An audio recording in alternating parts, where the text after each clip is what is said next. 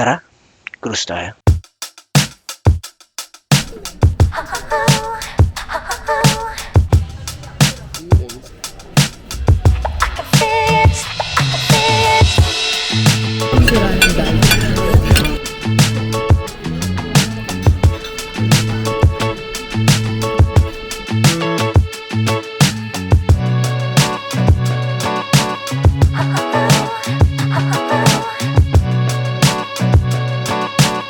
Good morning, Singapore.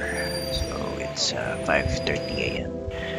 Bumili ako ng 1 liter bottled water dito sa convenience store. Medyo mahal, pero good for tonight yun. Tapos konting tinapay for breakfast this morning. Bali, nagpe-prepare na kami for our cruise. Yung mga documents at screenshots ng sail pass just to make sure na makaboard kami at ma-check yung mga luggage namin. Nagka-problema pa nga kami sa transit kasi kamali ako ng area ng sinakyan. Pero tama yung bus, pero iba yung dadaanan or bababaan. Dahil kasi sa Novena Station, pero iba pa lang daan. So medyo kinabahan ng konti, pero buti na lang yung bababaan namin sa dulo ay MRT din na connected papuntang Marina South Pier Terminal. Tsaka tinulungan din kami ng senior na Singaporean. Napakabait niya. Ginay niya kami papunta sa mismong MRT. So, thank you talaga sa kanya. Now, from Toa Payoh Station, diretso na siya sa Marina South Pier Terminal. Then, from Marina South Pier Terminal, lalakad na lang kami padiretso sa Marina Cruise Center. Doon kami boboard ng cruise ship. Kung naliligaw ka, sundan mo lang yung mga naka-luggage na yan. Diretso na yan doon sa mismong area. Habang paakit ng escalator, syempre excited na kami. Kita naman sa ngiti ng misis ko. Yan ang isa sa mga dahilan na kaya nagbabakasyon, no? Ang mapasaya ang family natin. Matagal na namin na plan itong cruise. Pagkakita sa akin ng misis ko ng Spectrum of the Seas ng Royal Caribbean, naisip ko agad na bakit di namin i-try. Kala kasi namin dati pang matanda lang yung cruise, pero mas maganda yung mga modern cruise ships ngayon. May activities, may mga water parks, di lang siya hotel na binato sa dagat, no?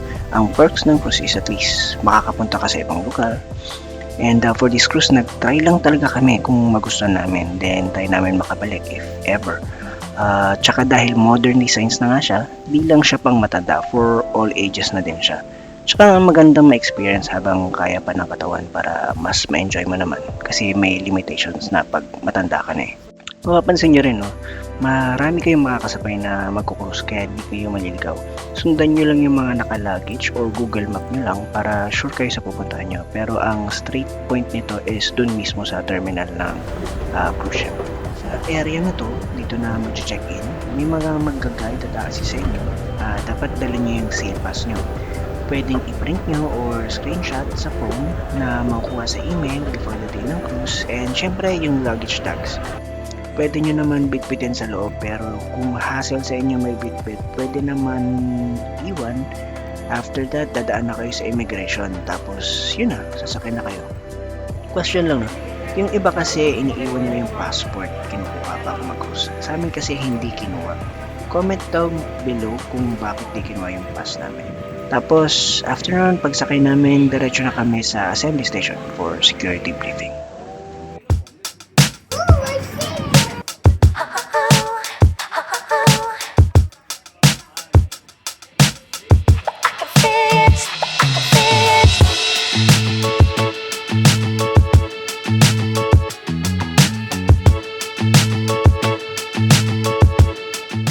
From here, magstay kami for 4 days and 3 nights dito sa cruise ship, which is dadaan sa Penang, Malaysia, then babalik sa Singapore.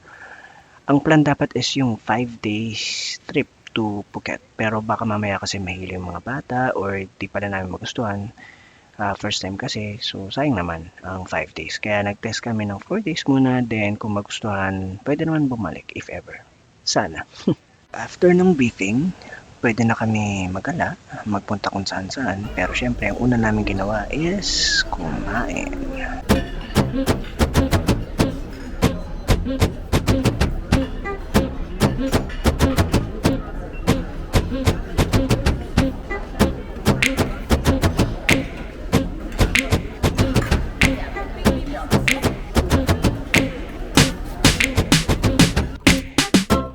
sira ng guide.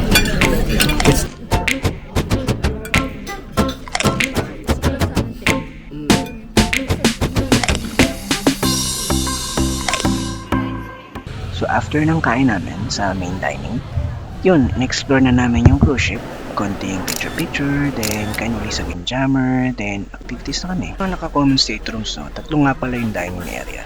Yung main dining, yung Windjammer Buffet, and Cafe 270. May mga snacks din like Sorrento Pizza, Simplex Hot Dogs, and ice cream.